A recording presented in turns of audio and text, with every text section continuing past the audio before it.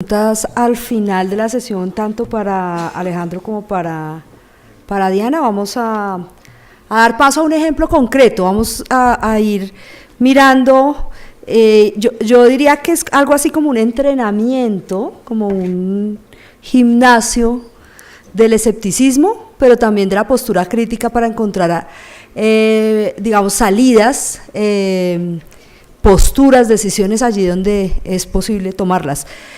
Cuando la evidencia no es suficiente y no es contundente y no es relevante, o cuando la hay, diría yo, con esas, digamos, esos tres elementos que creo yo serían el mensaje fundamental que vamos a tratar de mantener durante todo este módulo, y es el tema de la observación juiciosa y cuidadosa de los conflictos de intereses, hasta dónde eso corrompe o no corrompe las pruebas y el discurso y la retórica frente a una intervención, la transparencia para garantizar que esa información que tenemos es suficientemente clara, está disponible para todos y permite que todos hagan un juicio de valor y tomen una postura frente a la misma. Y la última, que en todo caso, creo que independientemente del lugar en donde nos vayamos a poner al final en la vida profesional, incluso si se trata desde el sector privado y desde la industria, que es, digamos, un espacio natural también de ejercicio profesional, tener siempre la perspectiva del interés público cuando se trata de esa interpretación de la evidencia. Al final, en realidad es un equilibrio difícil y cruzadísimo, bastante fuerte, de poderes, de intereses en conflicto, y que nos toca analizarlos desde la postura que nos corresponda.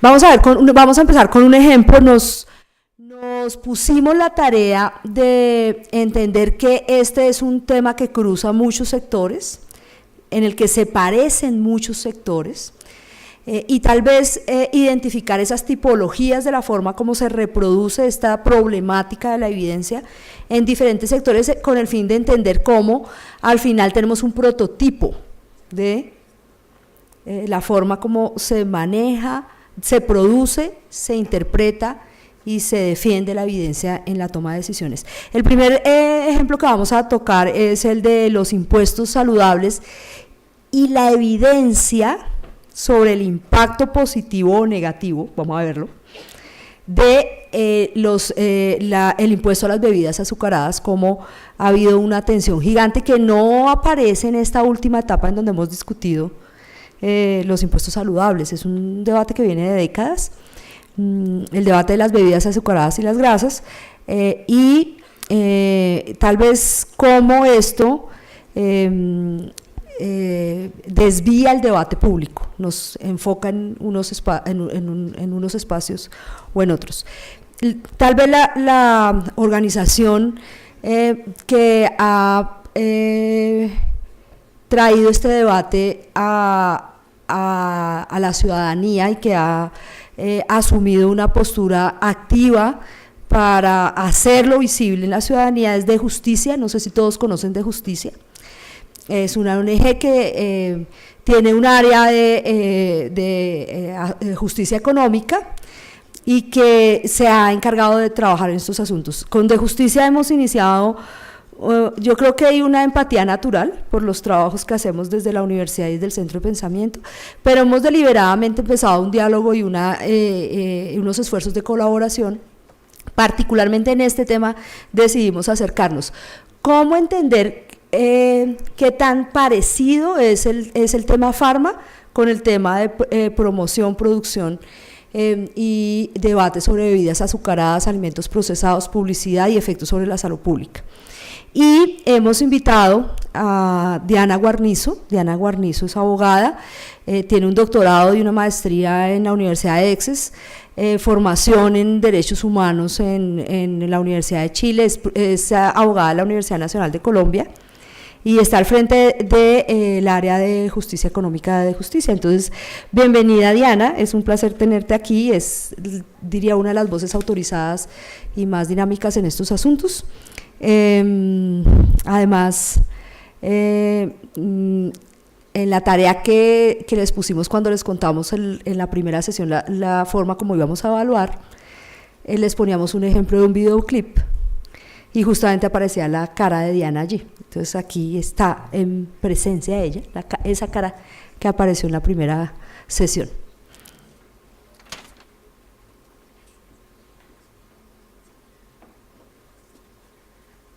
Buenas noches.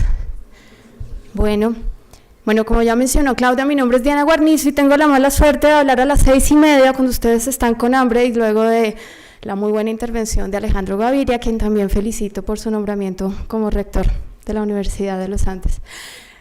Pero prometo que trataré de ser dinámica, que este es un tema además que nos toca a todos, porque las papitas y las gaseosas siempre nos han llegado. Entonces, bueno, prometo mantenerlos enganchados un rato. Quiero solamente advertir que, bueno, hablo desde mi formación. Yo soy abogada egresada de esta universidad, orgullosamente, y mi trabajo en este tema ha mezclado un poquito la actividad de activismo social y también un poco académica. Entonces, digamos, tengo una intencionalidad, obviamente, hay una intencionalidad, hay unos valores a los cuales de justicia y digamos yo personalmente comparto, que son los valores por el apoyo de la salud pública, de la alimentación saludable y digamos desde esa perspectiva es que quiero contarles pues esta historia muy interesante. Para arrancar quisiera tener un test un poco de ustedes cómo están en el tema y quisiera entonces arrancar con esta breve encuesta. Imagínense la siguiente historia. Imagínense que su profesor, el profesor que ustedes admiran de su clase, lo invita a participar como asistente de investigación en un proyecto. Es un proyecto buenísimo, mezcla varias facultades, estadística, sociología, medicina, nutrición, y lo que busca es investigar si el sistema de etiquetado GDA, este que está aquí, el de las barritas, es fácilmente comprensible entre la población adulta que visita los supermercados de cadena.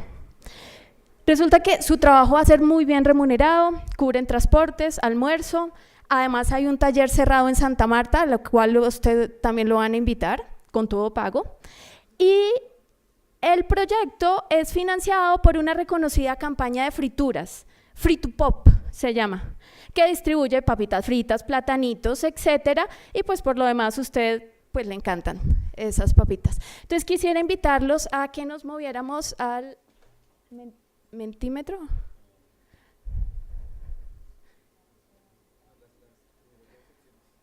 Bueno, las opciones. Entonces, siguiente slide, por favor. Entonces, frente a esta situación, ¿ustedes qué harían? Tienen tres opciones. La primera, pues usted acepta encantado, mejor dicho, como estudiante, ¿quién le va a decir que no a un trabajo remunerado y a una semana de vacaciones en Santa Marta? Además, es su profesor y usted confía en él. La segunda opción es algo de duda. Usted se pregunta si la financiación de ese proyecto por parte de Free to Pop podría afectar su credibilidad en el futuro. Porque usted pues a este punto como que de pronto le gustaría la academia, como que de pronto le gustaría escribir artículos académicos, le gustaría ser reconocido y dice, ¿será que yo me puedo meter en un problema? Duda. Y la tercera, pues usted es un tipo avesado y no solo duda, además consulta con el comité ético de su facultad los posibles conflictos de interés que usted, en caso de parecer como autor, o su profesor tendría para declarar en el futuro. Entonces, tenemos esas tres opciones y los invito entonces a que voten cuál sería la opción que ustedes tomarían. Estamos en el Mentimeter y ya les damos el código, por favor, para que se metan los que tengan acceso a datos desde su celular.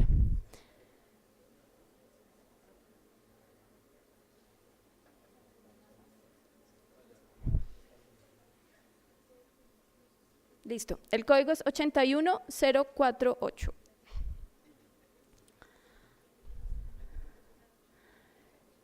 Y solo tienen que meterse a www.menti.com.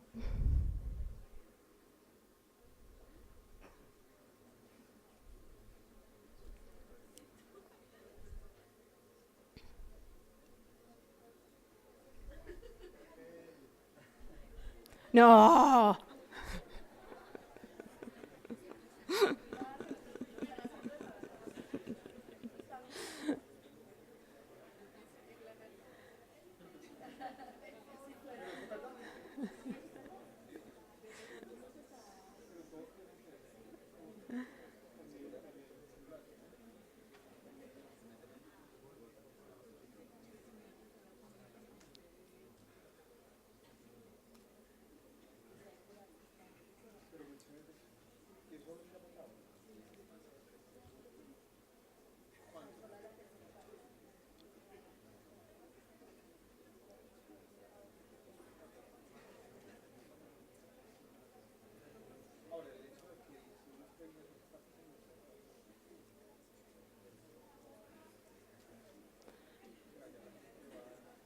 Bueno, ya vamos viendo una tendencia muy clara.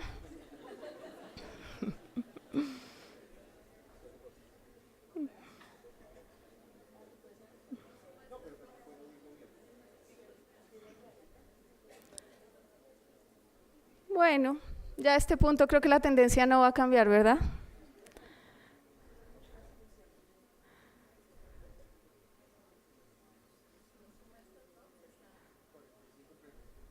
Sí, está bien.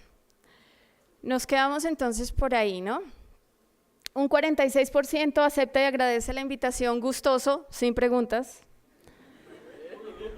Ah, bueno, ya.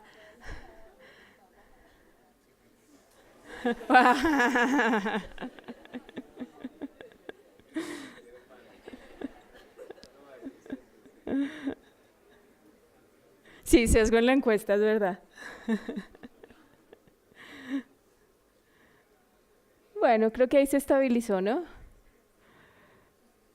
Bueno, por un corto margen, la mayoría acepta y agradece la invitación sin preguntas, seguido por unos dudosos que preguntan a su profesor, no, ya es trampa, preguntan a su profesor si la financiación del proyecto puede afectarlo y luego un pequeño y reducido margen, pues toma medidas y bueno, stop.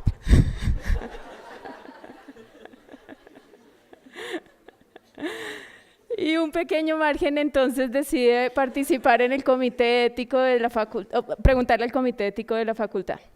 Bueno, esto nos da un poquito la idea de la práctica, ¿no? De la práctica, digamos, obviamente, volvemos a la presentación, por favor. Obviamente en la práctica académica es bastante común, más de lo que uno se imagina, recibir financiación de fondos privados para la investigación. Y esto pues es además terriblemente más frecuente cuando pues el mismo Estado no aporta esos fondos para la investigación pública, ¿no? Entonces ahí hay un debate difícil, un debate ético personal que es difícil de lidiar. Sin embargo, volviendo a nuestro tema, pues yo quisiera presentarles una forma en la que este tipo de financiamiento privado adquirió un tono bastante negro, bastante oscuro y con unos perfiles, digamos, bastante problemáticos. Y esta es la historia que les quiero contar hoy. Resulta que en general, digamos, se sabe que las grandes industrias, y esto aquí, digamos, el tabaco, la industria del tabaco ha sido una de las que más ha usado ese tipo de técnicas para incidir en el debate público.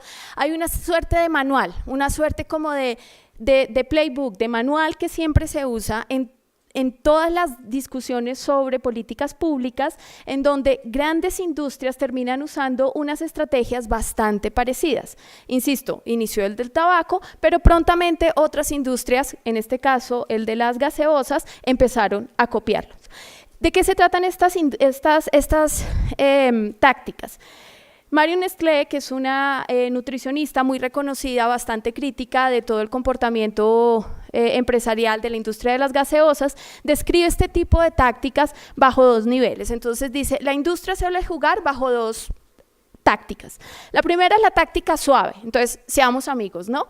Entonces dicen, usemos tácticas de responsabilidad social empresarial. Queremos promocionarlos como amigos del ambiente, como amigos del agua, como amigos de los trabajadores y de la salud.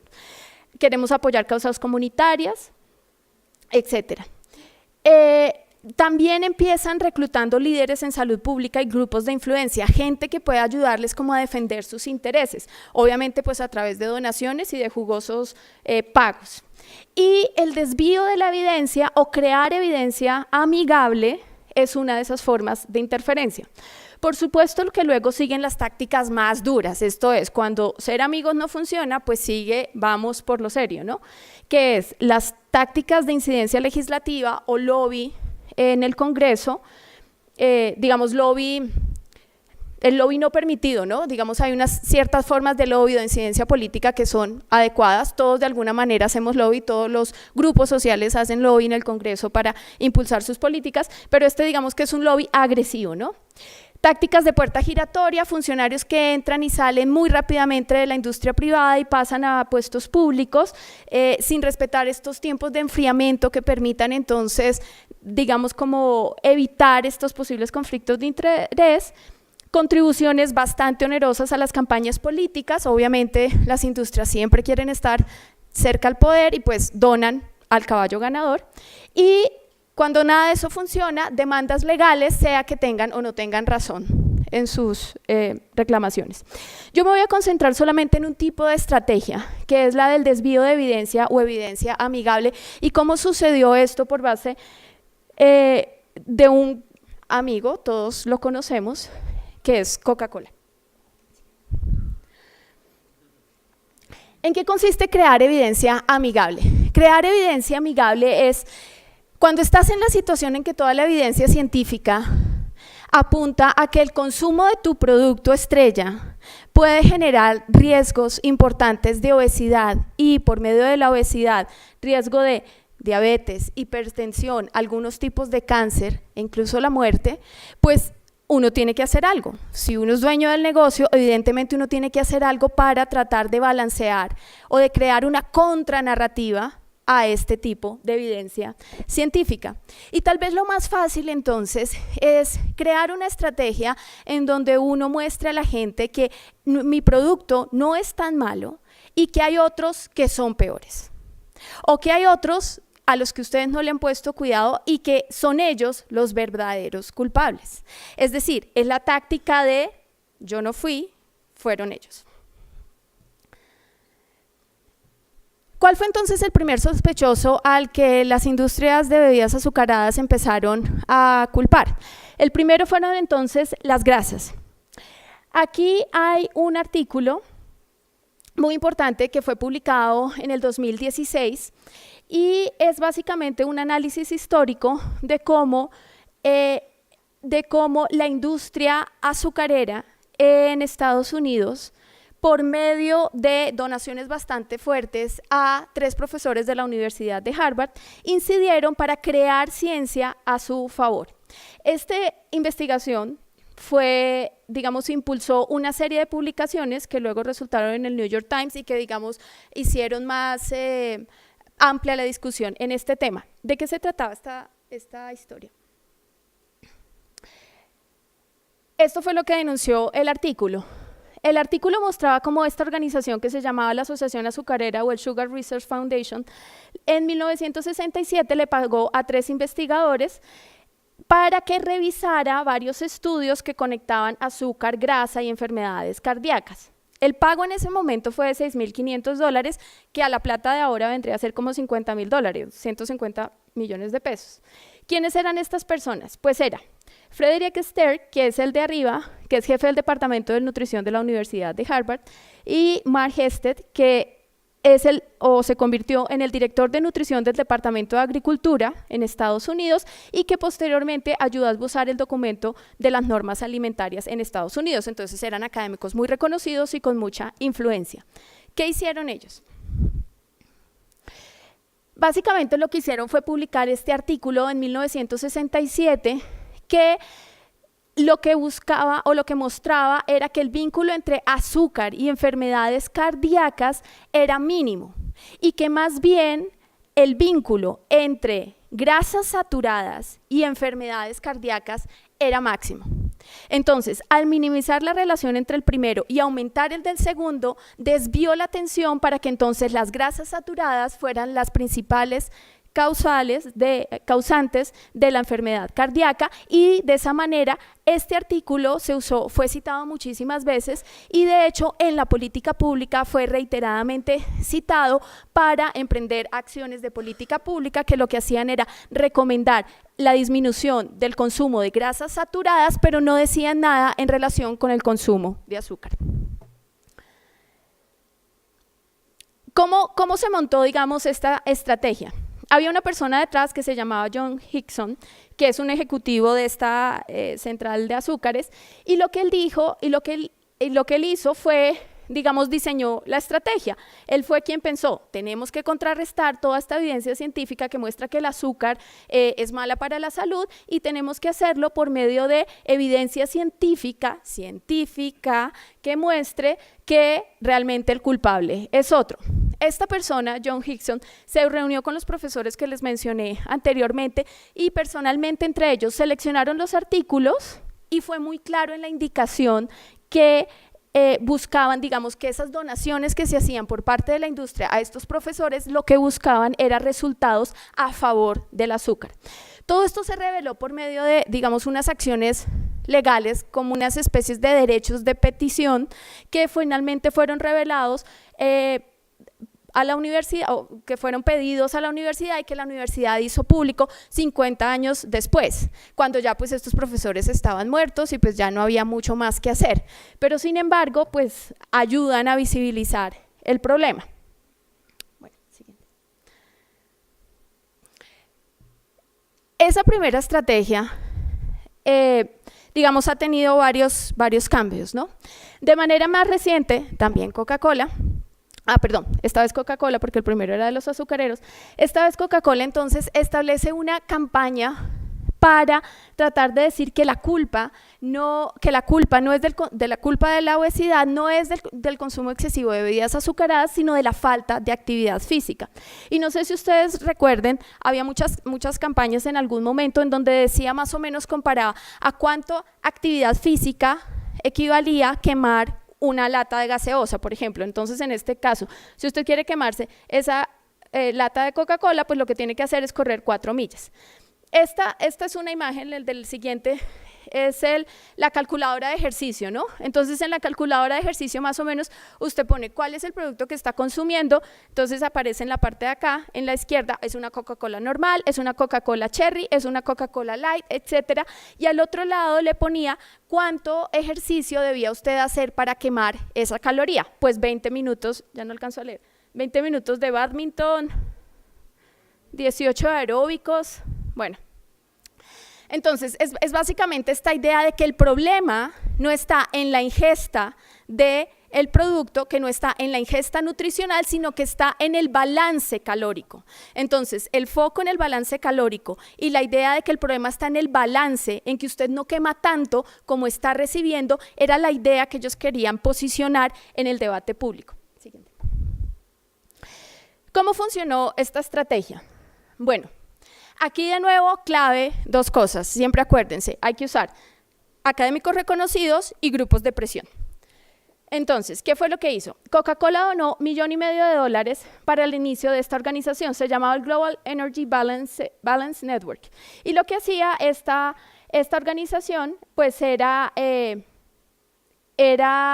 efectivamente enfocarse en el tema del balance de energía. Según ellos, todo el tema del consumo de una alimentación no saludable estaba sobreestimado y lo que había que hacer era concentrar esfuerzos para el tema del balance de energía.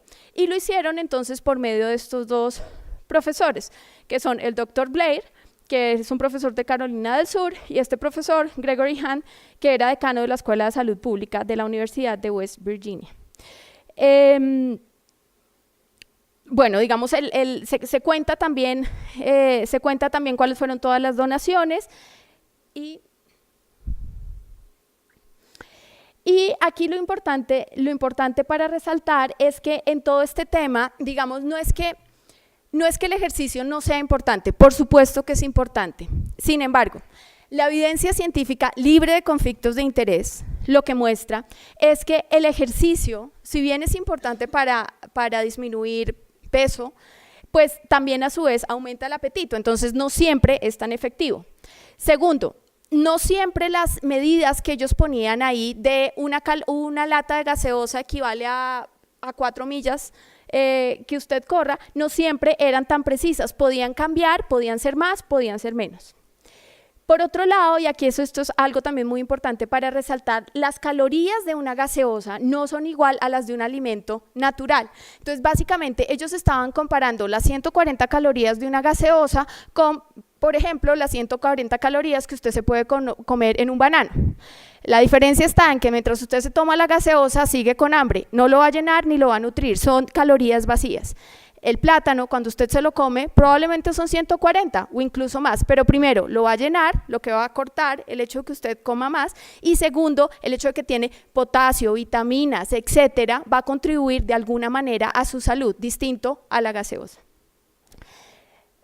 Y finalmente, existe ahora evidencia muy clara que muestra, libre de conflictos de interés, que muestra que si usted quiere ser efectivo en la pérdida de peso, por supuesto que el ejercicio tiene un impacto, pero si usted quiere ser realmente efectivo, necesariamente tiene que haber un cambio en la dieta. Los cambios en la dieta tienen un impacto mayor en la reducción de peso que solamente hacer ejercicio continuando con el mismo nivel de alimentación.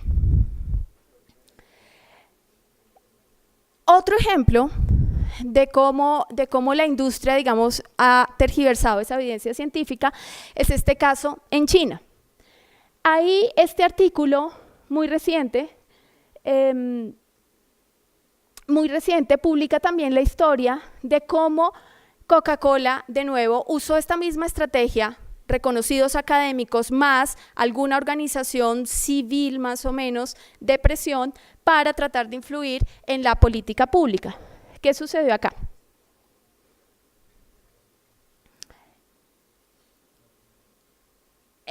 Esta organización se llama ILSI, International Life Science Institute, y fue creada por esta persona, Alex Malespina, que es el vicepresidente de Coca-Cola en 1978.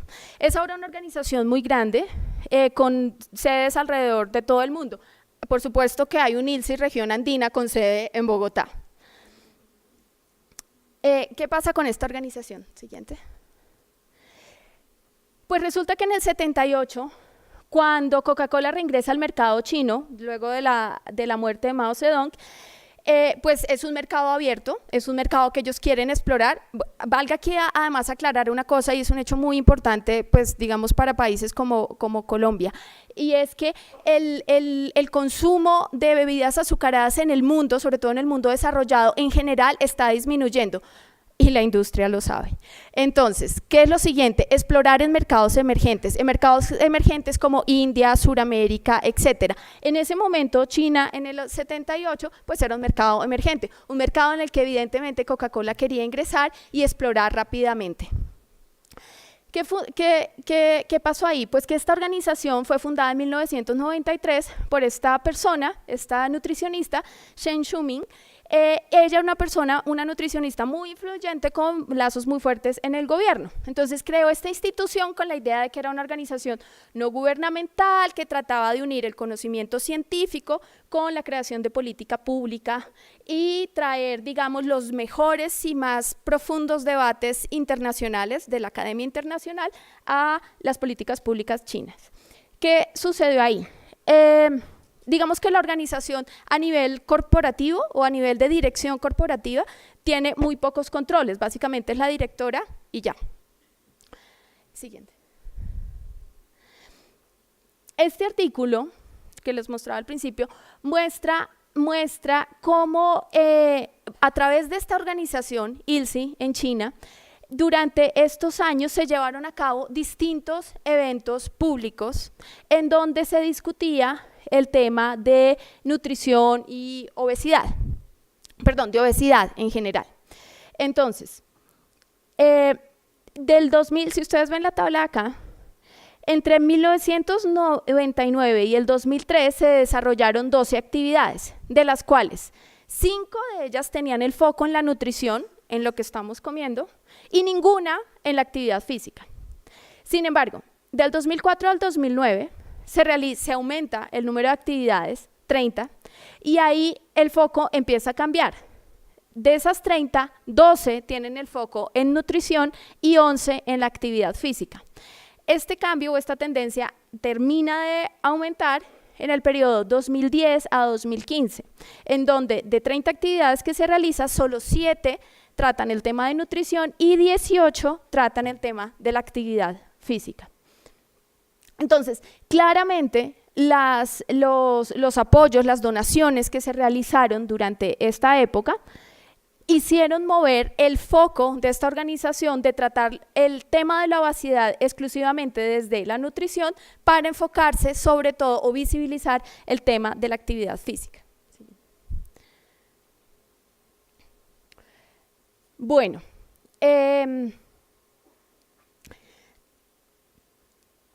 esto, digamos, también pasa en un contexto, ¿no? China, digamos, como ustedes se imaginarán, pues es un gobierno que en general es bastante cercano y bastante abierto a las relaciones comerciales, sobre todo a las relaciones comerciales con el occidente.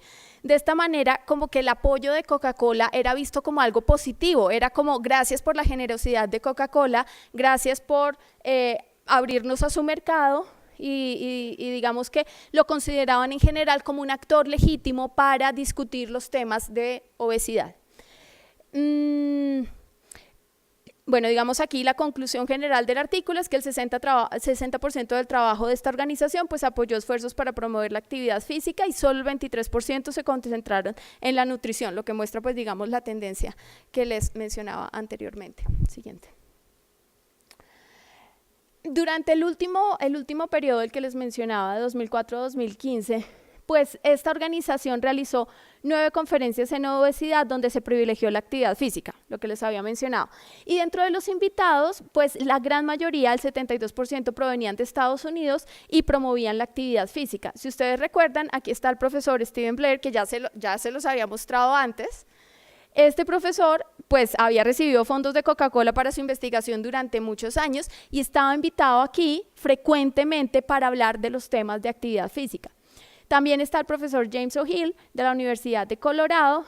De nuevo, pues él hace parte de la asamblea de directores de ILSI y recibía fondos de Coca-Cola para sus investigaciones desde hacía muchos años antes.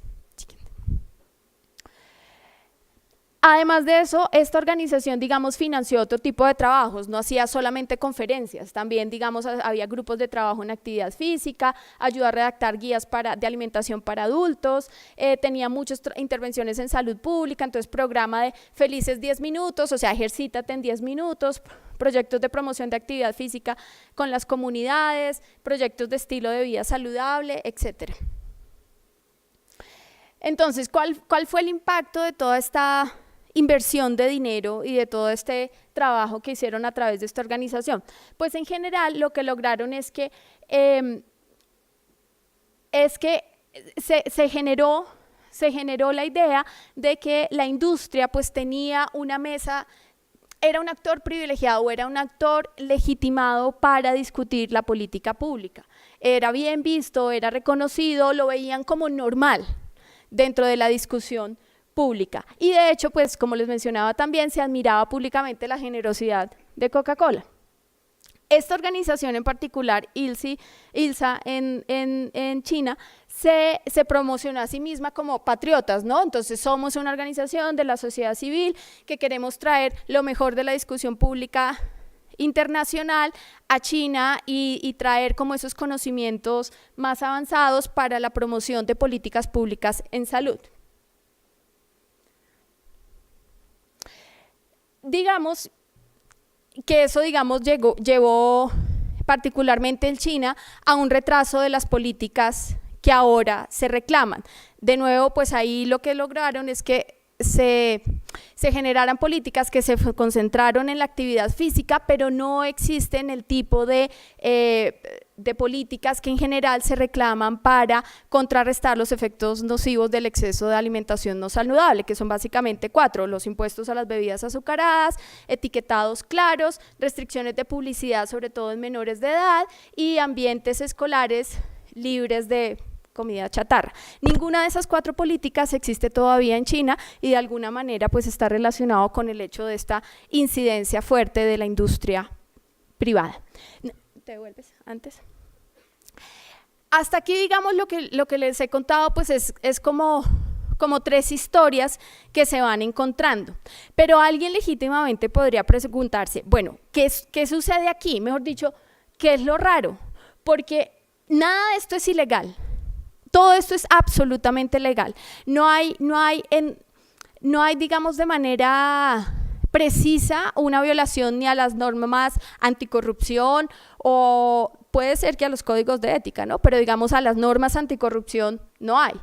Entonces son acciones perfectamente legales, pero además son muy comunes, como lo vimos en China, pues es que además eran bastante bienvenidas. Existe todo este clima de apertura comercial a las ideas a las ideas norteamericanas, como todas las ideas de Occidente, entonces es absolutamente normal. Y de hecho, inclusive en Estados Unidos es absolutamente normal también que muchas de las investigaciones académicas sean financiadas con recursos privados. Entonces, pues, ¿por qué es lo raro, ¿no? ¿Qué es lo que pasa aquí? ¿Por qué quejarse tanto de este tipo de financiaciones?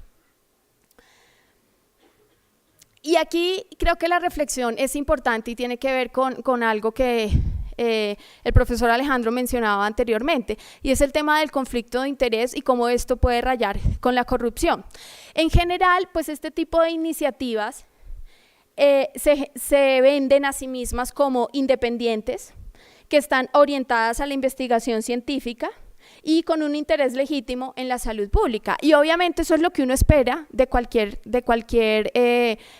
persona que interviene en la construcción de política pública, que sea independiente, que esté orientado que se base en evidencia científica, o sea, que no esté diciendo mentiras o inventos, y que tenga un interés por todos, ¿no? Por la salud de todos, no solo de un grupito, sino de todos. Eso es lo que uno se imagina que alguien construyendo la política pública debería tener en cuenta.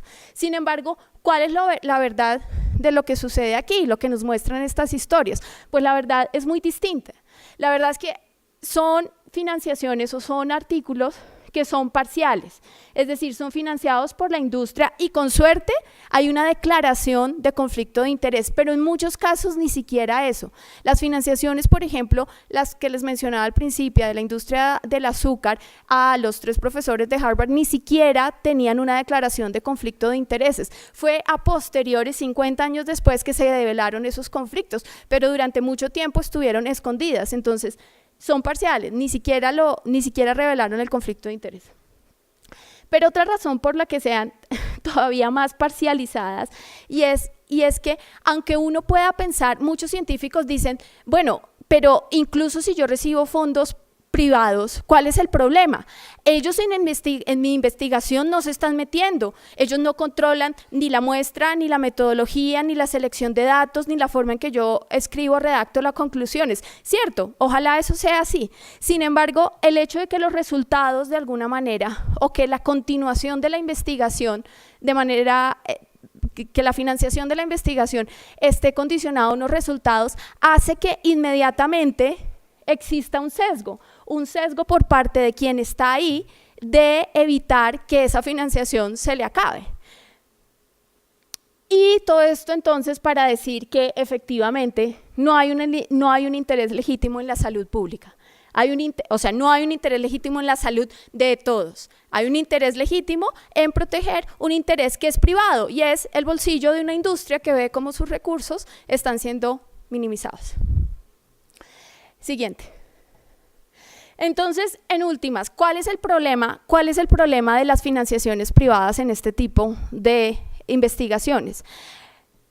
Y aquí está, digamos, lo podemos ver en un conocido refrán, ¿no? No muerdas la mano que te da de comer, o como decimos en Colombia, no le pegue a la lonchera. Si uno sabe que la financiación, que el trabajo de uno depende de un financiador y que ese financiador va a ver con buenos ojos ciertos resultados, inmediatamente el sesgo está. Y esto se muestra claramente, no lo digo yo como digamos una reflexión psicológica de lo que sucede detrás del investigador, sino que de hecho así lo muestran distintas investigaciones. Aquí hay un artículo que se publicó este año, es muy reciente, y hace una revisión es una revisión sistemática de revisiones sistemáticas. ¿Qué es lo que hace? revisa 18 revisiones sistemáticas que conectan o que hablan del tema de gaseosas y obesidad. En 6 de ellas se declaró un potencial conflicto de interés, en 12 declararon no tener conflicto de interés. Ellos no verificaron si era cierto o no, simplemente creyeron en lo que decía ahí. Y cuando fueron a analizar los resultados, resulta que 5 de esos 6 que declararon un potencial conflicto de interés, casualmente encontraron que no había suficiente evidencia para afirmar que había una asociación positiva entre el consumo de bebidas azucaradas y el aumento de peso. De otro lado, 10 de los 12 que declararon no tener conflicto de interés, concluyeron lo contrario, que el consumo de bebidas azucaradas sí estaba asociado a un aumento de peso. Entonces, claramente hay una relación. En las revisiones sistemáticas analizadas, había 5 veces más probabilidad de no encontrar una relación entre consumo de bebidas azucaradas y aumento de peso en aquellos sin conflicto de interés. Los que declaraban un conflicto de interés, pues había mucho menos probabilidad de encontrar esa relación. Este otro artículo del 2016 es bastante similar. Se analizan 60 estudios revisados, 28 pruebas, 32 revisiones sistemáticas y metaanálisis, etc. De los cuales 26 no encontraron una asociación positiva entre el consumo de bebidas y el aumento de peso, y luego 34 pues sí encontraron una asociación positiva entre esos dos factores. De estos 26, el 100% eran financiados por la industria. Y de los que sí encontraron una asociación positiva, solo 1 fue financiado por la industria. Digamos, esto es relevante para los que tienen un argumento para decir no porque sea financiado por la industria necesariamente tiene que ser desestimado. No, por supuesto que no, pero evidentemente hay un sesgo muy importante que muestra que los resultados de alguna manera están conectados con el tipo de financiación que se tiene. Entonces, aquí mi reflexión para ustedes y mi reflexión, digamos, para las preguntas, para este momento que sigue. La primera sería, ¿qué es lo que podemos hacer dentro de la academia? Simplemente, o además de declarar el conflicto de interés, ¿qué otras medidas se pueden tomar? ¿Podemos tomar otras medidas? Asumiendo que declarar el conflicto de interés es el nivel 1, el paso 1, ¿no? Porque ni siquiera declararlo ya es bastante problemático. Pero, digamos, asumiendo que todos los que lo tienen lo declaran, ¿podemos hacer algo más en términos de transparencia? Por ejemplo, ¿podrían y deberían las universidades publicar en su página web cuáles son las donaciones que reciben tanto entes públicos como privados, como lo hacen la mayoría de organizaciones sin ánimo de lucro, por ejemplo? ¿Qué otras medidas podríamos exigir? Al menos para saber, al menos para conocer, al menos para exigir mayor transparencia. Segundo, en términos de la evaluación científica que tienen o del análisis científico, del peso que tienen en la argumentación, ¿cuál es el estándar para evaluar el resultado de estas investigaciones con conflicto de interés? Como les mostraba, no es que todas las investigaciones con conflicto de interés vayan a mostrar resultados adversos, pero evidentemente hay un gran sesgo. Entonces, ¿cómo hacemos para juzgarlas? ¿Cómo hacemos para establecer ese estándar? ¿Y cómo hacemos para establecer ese filtro en ese análisis? ¿Cómo podemos tener más claridad al momento de afinar ese lente crítico y ver en cómo leemos este tipo de artículos? Y aquí unas preguntas tal vez más generales para aquellos que trabajan directamente con la construcción de políticas públicas que deberían ser basadas en la evidencia. Y es, en últimas, ¿cómo balanceamos estos intereses privados y públicos en el debate por la construcción pública? Y aquí, digamos, es algo que los que han estado detrás de la construcción de política pública se enfrentan todos los días. Y es, tú tienes un documento. Imagínense, por ejemplo, a alguien trabajando en la Secretaría de Educación de Bogotá, o bueno, de cualquier departamento, ¿no? de Bogotá, que no es, digamos, el experto de la Secretaría de Salud, ¿no? Es el de Educación, que digamos tiene otro bagaje, tiene otra formación. Y se encuentra frente a dos documentos. Un documento de la OMS que le dice que si usted realmente quiere ser efectivo en la reducción o en evitar el aumento de peso en la población infantil, pues lo que tiene que hacer es prohibir el consumo de bebidas azucaradas y de comida chatarra en las escuelas. Y tiene de otro lado un estudio robusto y contundente pagado por la ANDI, Asociación Nacional de Industriales, y por la Cámara de Bebidas de Colombia, en donde le dice que realmente lo que usted tiene que hacer para asegurar que los niños no aumenten de peso es doblar las horas de educación física y establecer un sistema de educación para que los niños entiendan qué es saludable y qué no es saludable. Y se encuentra con esos dos documentos. Entonces, frente a esa decisión, para ese funcionario de la Secretaría, que no tiene ni idea, pues no tiene un background médico, no sabe quién es la OMS, y para ellos un documento firmado por la OMS tiene el mismo peso que uno firmado por la ANDI. ¿Cuál es el peso? ¿Cómo le explicamos a ese funcionario público que hay dos cosas muy distintas? Que hay uno que podría tener serios conflictos de interés y que hay otro que no. Que hay uno que a lo mejor en sus metodologías tuvo alguna inclinación sesgada por la lectura de esos datos, y hay otro que es la OMS, que establece los más altos estándares y las recomendaciones de política pública para el mundo. Es difícil, no siempre es fácil esa educación de la evidencia y de cómo sopesar estos estándares en la lectura de este tipo de evidencia, ¿no? Y finalmente, una discusión todavía más grande, que yo creo que a todos nos debe cuestionar, y es, no sé si ustedes han visto en la discusión, y bueno, aquí conecto realmente con la tarea que me puso Claudia, que hasta ahora no la he contestado, sobre los impuestos saludables, pero era porque quería tener este marco más general. Y es, si ustedes recuerdan, en esa discusión sobre los impuestos saludables, uno veía de manera muy frecuente, muy frecuente en los debates del Congreso a el presidente de la ANDI, al presidente de la Cámara de Bebidas, a los grandes industriales paseándose por el Congreso, y de hecho se sentaban en la discusión pública exponiendo pues cuál era sus quejas, sus reclamaciones, sus dudas frente al proyecto. De otro lado estaba la sociedad civil, estaba pues organizaciones como Red Papás, por ejemplo, no sé si ustedes han visto el Serialín, han visto la campaña que tienen en medios, tratando primero que RCN le deje publicar el mensaje, poniendo tutelas, demandas, etcétera. Segundo, más o menos luchando a codo para que lo dejen entrar al Congreso, ahí con una camiseta diciendo, Serialín, los niños.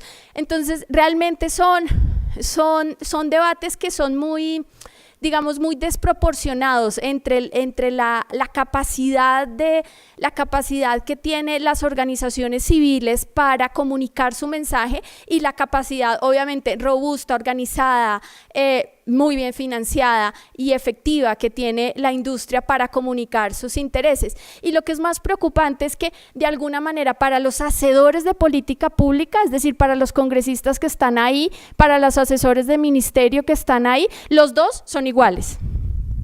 Es como si de alguna manera los dos argumentos tuvieran igual peso, y entonces ellos en su rol tendrían que más o menos darle la mitad a uno y la mitad a otro.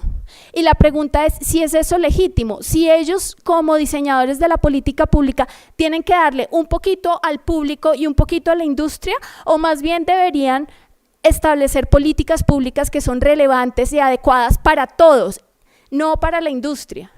En últimas, la pregunta es si la industria debería tener un asiento y una voz en esa discusión, y si tiene una voz, pues es una voz que debe ser tenida en cuenta hasta qué punto.